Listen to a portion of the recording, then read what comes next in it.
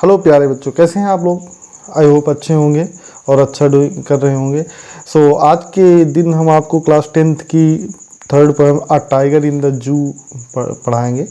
A tiger in the zoo word to word meaning आपको हम बिल्कुल बिल्कुल बिल्कुल स्टार्टिंग से पढ़ाएंगे, तो आप बने रहिए। और हाँ, मेरा दावा है कि ये वीडियो देखने के बाद आपको इस लेसन से कोई भी क्वेश्चन कट नहीं हो सकता, छूट नहीं सकता। बच्चों, आराम से देखिएगा और बहुत ही इम्पोर्टेंट पोएम है। इसके क्वेश्चन आंसर भी होंगे, पहले फुल एक्सप्लेनेशन हिंदी में होगा, उसके बाद होगा। और हाँ, अगर आपको ग्रामर से रिलेटेड और भी वीडियो चाहिए तो प्लेलिस्ट पे जा कर के वहाँ से देख सकते हैं। साथ ही साथ जो है इंग्लिश के चैप्टर हैं और उनकी भी वीडियोज आपको प्लेलिस्ट में मिल जाएंगे। प्यारे बच्चों, देखते हैं कि अ टाइगर इन द जू। एक टाइगर इन द जू, एक जू में एक चिड़ियाघर, जू जानते हैं आप, चिड़ियाघर। चिड़ियाघर में एक जो टाइगर होता है तो उसकी स्टोरी है। और उसको जो है यहाँ पे पोएट ने कंपेयर करने की कोशिश की है कि एक जो जू टाइगर होता है जो कि एक चिड़ियाघर में है और एक दूसरा टाइगर जो है वो जंगल में है, दोनों में फ़र्क क्या होता है। तो इसके जो पोएट हैं वो हैं जॉर्ज लेस्ली नॉरिस, जो कि नॉरिस बॉर्न हुए थे 21 मई 1921 इन मेथाय टाइडफील्ड, साउथ वेल्स में। ये जो साउथ वेल्स है, वो वेल्स एक कंट्री यूके का। तो यूके के एक्चुअली 4 पार्ट है, तो उसमें से एक पार्ट जो है वो वेल्स है। तो वेल्स जो है यूके, यूनाइटेड किंगडम का एक छोटा सा कंट्री है और वहाँ पे साउथ वेल्स में इनका जन्म हुआ था। और इनके पेरेंट्स जो है वो George and Mary J Norris थे, तो उन्हीं के नाम पर इनको हुआ था। He was prize winning Welsh poet, वो वेल्स के पोएट प्राइज विनर थे। इन्होंने, उनको जो है वेल्स पोएट का अवार्ड मिला था। और दूसरा जो अवार्ड मिला था वो शॉर्ट स्टोरी के लिए था, ये शॉर्ट स्टोरी राइटर भी थे। फ्रेंड्स, आगे चलते हैं। ये आप इनका नाम ज़रूर याद रखिएगा, क्योंकि ये जो लेस्ली नॉरिस हैं, ये जो नाम है ये ज़रूर लिखने को आता है जब आप लेसन के बारे में लिखते हैं या सेंट्रल आइडिया लिखते हैं, तो वहाँ पे जो है इनका पोएट का नाम आता है। तो पोएट का नाम ज़रूर आप जो है लर्न कर लीजिए, लेस्ली नॉरिस।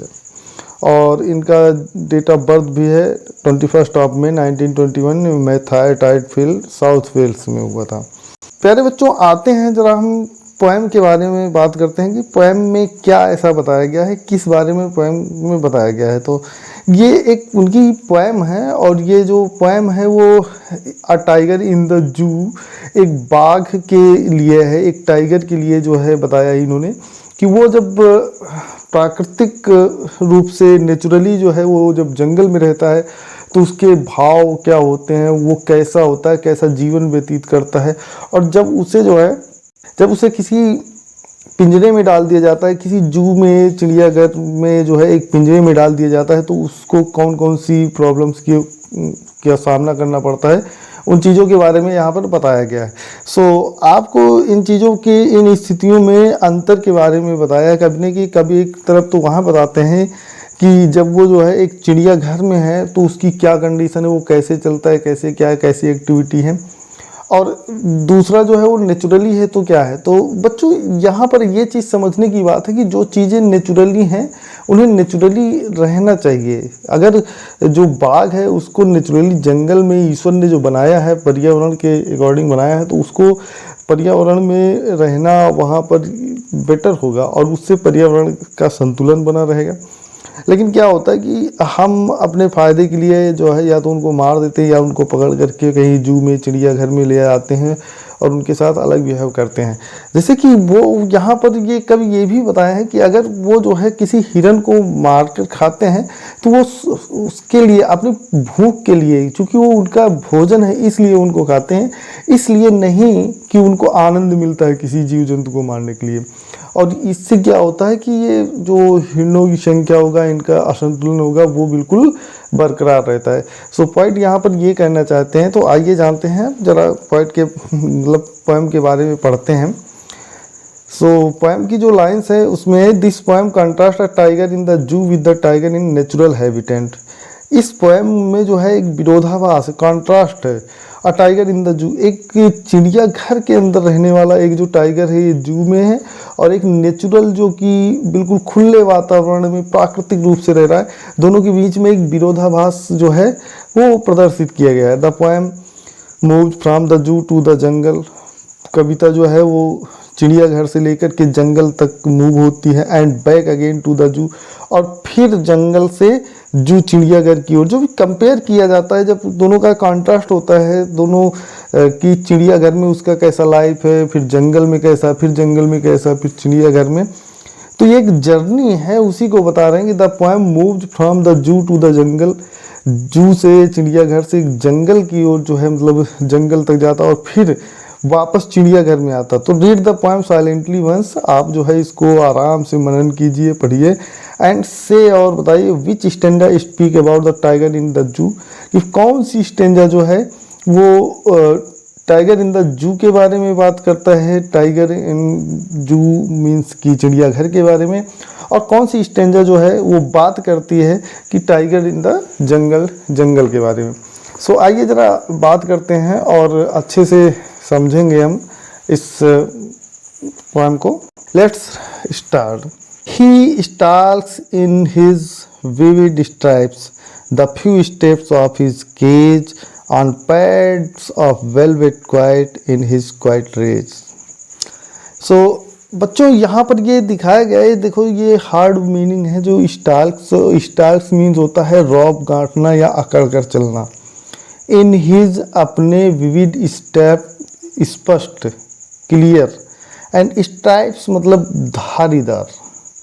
सो इस उसमें जो है एक जो बाघ है वो जब पिंजरे के अंदर होता है, एक उसमें जू में होता है, एक चिड़ियाघर में जब वो होता है, तो उसके बारे में बात किया गया कि जब वो एक पिंजरे में होता है कोई बाघ, तो बाघ तो क्या होता है जो है वो क्या करता है कि वो शरीर पर बनी बहुत सी चमकीली धारियां हैं, विविध, स्पष्ट, बिल्कुल क्लियर स्ट्राइप्स धारियां हैं, उनके साथ में, उन चमकीली धारियों के साथ में अर्थात बना हुआ जो वो बाघ है वो बहुत ही रौब से चलता है।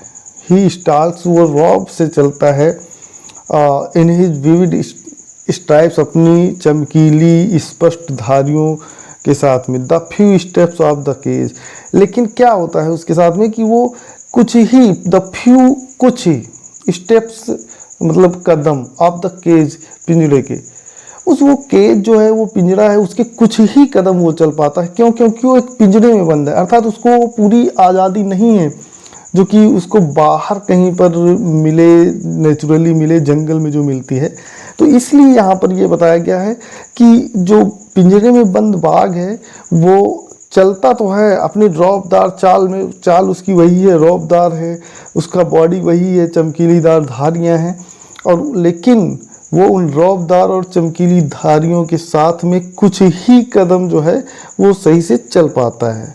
फिर इससे क्या होता है, ऑन पैड्स ऑफ वेलवेट क्वाइट्स, और क्यों, और कुछ ही कदम चलता है, किसके थ्रू चलता है, ऑन पैड्स, पैड्स मतलब गद्देदार, जो उसके मोटे मोटे जो होते हैं, पैर होते हैं, पैर के जो होते हैं उंगलियां होती हैं, तो वो गद्देदार होती हैं, ऑफ वेलवेट, वेलवेट मखमली, क्वाइट शांत, और वो अपने मखमली गद्देदार पैरों से बिल्कुल शांतिपूर्वक चलता है, इन हिज क्वाइट रेज, और जो उसके जो रेज है पूरी, वो मतलब अपनी जो गुस्सा है उसके अंदर जो है वो बिल्कुल शांत करके चलता है। रेज मीन्स फ्रेंड्स क्रोध या गुस्सा। तो प्यारे बच्चों, तो इसका पूरे का मतलब ये हुआ, चमकीली धारीदार जो बाघ जो कि पिंजरे में बंद है वो अपनी चमकीली और धारीदार धारियों से को ले करके और अपने रौब में बिल्कुल 2 ही 4 कदम चल पाता है।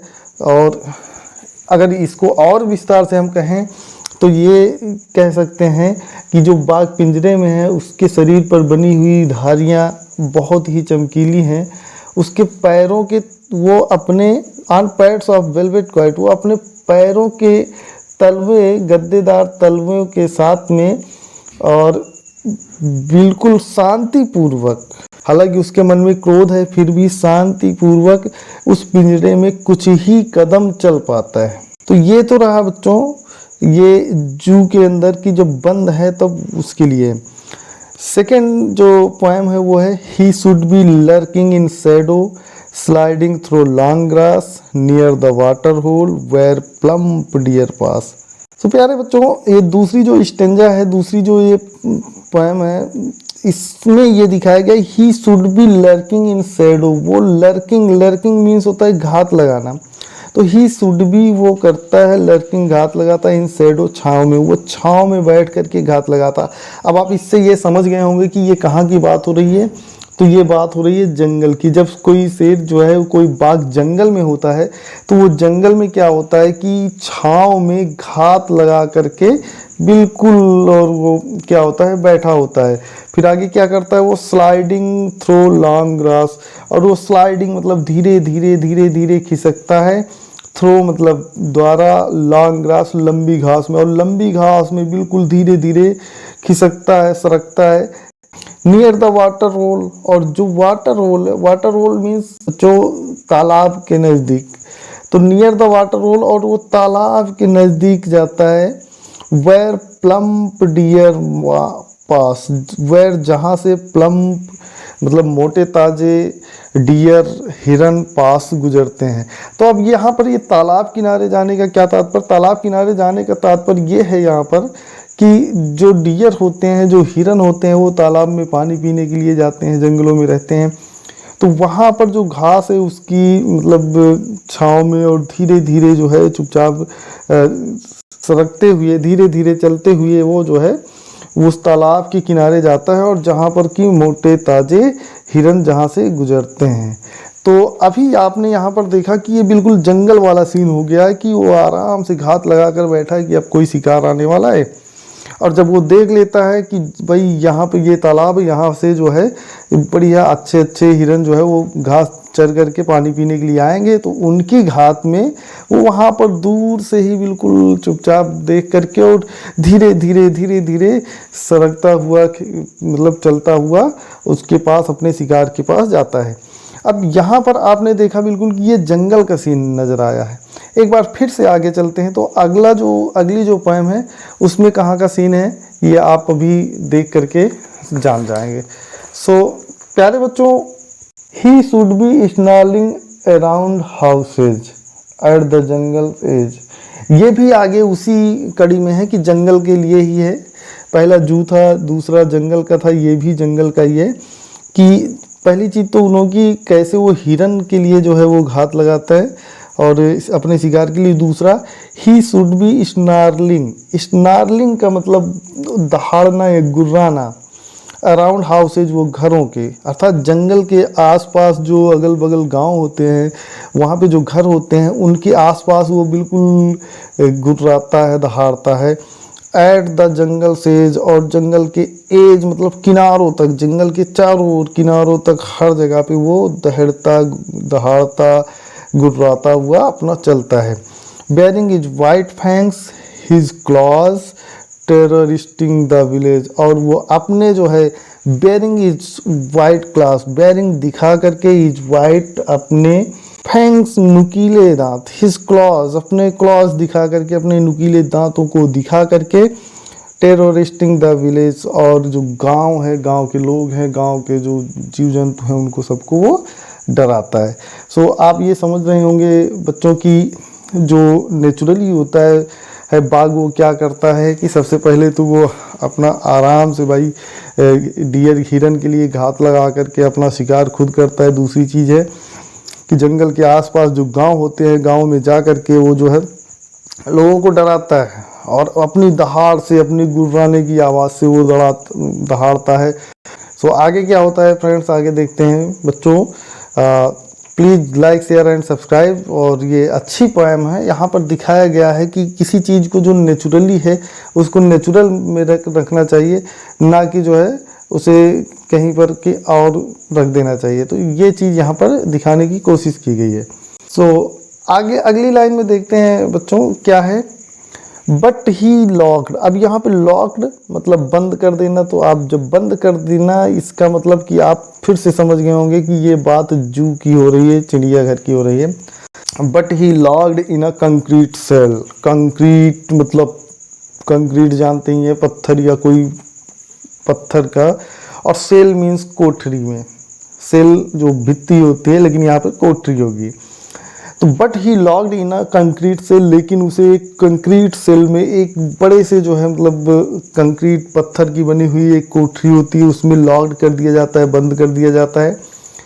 हिज स्ट्रेंथ, उसकी जो स्ट्रेंथ होती है, शक्ति होती है, पावर होती है, बिहाइंड वो पीछे हो जाती है। Bars, bars means सलाखें।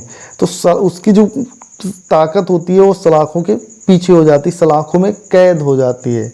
जब उसे एक स्टोन में जो है वो स्टोन के सेल में लॉक कर दिया जाता है, तो उसके जो होते हैं मतलब ताकत होती है, तो उसकी जो ताकत होती है वो सलाखों में कैद हो जाती है। फिर क्या होता है, stalking the length of his cage ignoring visitors. तो फिर वो क्या करता है, वो सिर्फ रॉब झाड़ सकता है, उसके अंदर वो चल सकता है, रॉब से अपना जो है अकड़ करके चलता है। The length of his cage, लेकिन वो कितना चलता है, अपनी केज की लंबाई, यानी उसका जो पिंजरा है उतने में ही वो चल सकता है। लेंथ ऑफ हिज केज, जितनी उसकी लेंथ है उसके केज की, सिर्फ उतने में ही वो चल सकता है, उसके अलावा बाहर नहीं जा सकता, क्योंकि वो चारों तरफ से बंद है। और फिर क्या करता है, इग्नोरिंग विजिटर्स, और जो विजिटर्स होते हैं, जो देखने वाले होते हैं, उन्हें वो बिल्कुल उनको इग्नोर करता है। और इग्नोर भी क्यों ना करे, क्योंकि वो उनका कुछ कर नहीं सकता। तो क्योंकि वो लॉक है, तो लॉक है, तो वहाँ पे कुछ किसी का कर नहीं सकता, तो इसलिए वो सबको, विजिटर्स को और हर किसी को इग्नोर करता जाता है। आइए फ्रेंड्स, अगली वो लास्ट जो पोएम है उसमें देखते हैं। फिर आगे क्या होता है कि he hears the last voice at night. तो ये जो पोएम है, ये अभी तक आपने देखा कि वो जू में यानी चिड़ियाघर के अंदर चल रहा था, अभी भी ये पोएम वहीं से है कि ही हियर्स, वो सुनता है, the last voice at night, रात, लास्ट अंतिम आवाज़ एट नाइट, रात में, वो रात में बिल्कुल अंतिम आवाज़ सुनता है। और किसकी, द पेट्रोलिंग कार, जो कर्मचारी होते हैं चिड़ियाघर के, जो कर्मचारी होते हैं वो पेट्रोलिंग मतलब गश्त कर रहे होते हैं कार से, अपनी कार से। तो जो चिड़ियाघर के कर्मचारी हैं वो जो अपनी कार से जो है वो गश्त कर रहे होते हैं, तो वो लास्ट वॉइस जो रात की होती है, नाइट, रात में, वो सिर्फ उनकी सुनता है, ना कि जंगल के जीव जंतुओं की सुनता है। आगे क्या, and stairs with his brilliant eyes. And और स्टेयर्स, घूरता रहता है, स्टेयर्स मीन्स घूरना, लगातार देखना, विथ हिज ब्रिलियंट्स आइज, अपनी ब्रिलियंट मतलब चमचमाती हुई, चमकती हुई आँखों से वो जो है घूम देखता रहता है। और किसको देखता है, एट द ब्रिलियंट स्टार्स, जो ब्रिलियंट स्टार्स हैं, जो चमकीले तारे हैं, उनको देखता रहता है। क्योंकि वो कैद में बंद है, वो पिंजरे में बंद है, इसलिए वो क्या करता है, बेबस है। और इसीलिए वो रॉब तो कुछ भी कर सकता है, रॉब तो झाड़ सकता है, लेकिन रॉबदार चाल से वो सिर्फ जो है कुछ ही कदम चलता है। और वो क्या होता है कि अपनी चमकीली आँखों से बिल्कुल आकाश में चमकीले तारों को देखता है, लेकिन इसके अलावा और वो कुछ भी कर नहीं सकता। So he hears the last voice at night, और वो रात में सिर्फ वो जब देखता है तारों को चमकीली आँखों से, तो सिर्फ अंतिम जो आवाज़ है वो गश्त करने वाले जो कार्स के उनके कर्मचारी हैं, सिर्फ उनकी सुनता है। फ्रेंड्स, आई होप आपको ये अच्छी लगी होगी पोएम, और पोएम है भी वाकई अच्छी, क्योंकि जो चीज़ नेचुरली है, जिसको जहाँ रहना है वहीं रहा जाए। जैसे कि किसी व्यक्ति को अगर आप जो है ऐसे रह रहा है, लेकिन उसको अगर आप जेल में बंद कर देते हैं तो वो घुटन महसूस करता है, क्योंकि कब तक, 1 दिन 2 दिन 3 दिन 4 दिन, लेकिन उसके बाद फिर वो धीरे धीरे क्या होता है ना कि उसको लगता है कि नहीं भाई, ये ज़िंदगी बेकार है, जेल क्यों नहीं जाना चाहते लोग, इसलिए तो नहीं जा, बाहर खुले में आनंद कर लेते हैं। तो सेम टू सेम यहाँ पर इस जो है जीव जंतुओं के साथ में, तो वही कहानी जो है, पॉइंट का कहने का तात्पर्य यही है कि जो जिस चीज़ के लिए बना है उसको वैसे ही रहना चाहिए, अगर वो नेचुरली है तो नेचुरली रहना चाहिए। फ्रेंड्स, कैसी लगी ये पोएम, और प्लीज़ अपने फ्रेंड्स को शेयर कीजिए, चैनल को लाइक कीजिए, और हाँ, सब्सक्राइब ज़रूर कर लीजिए अगर सब्सक्राइब नहीं करें तो। Thank you so much.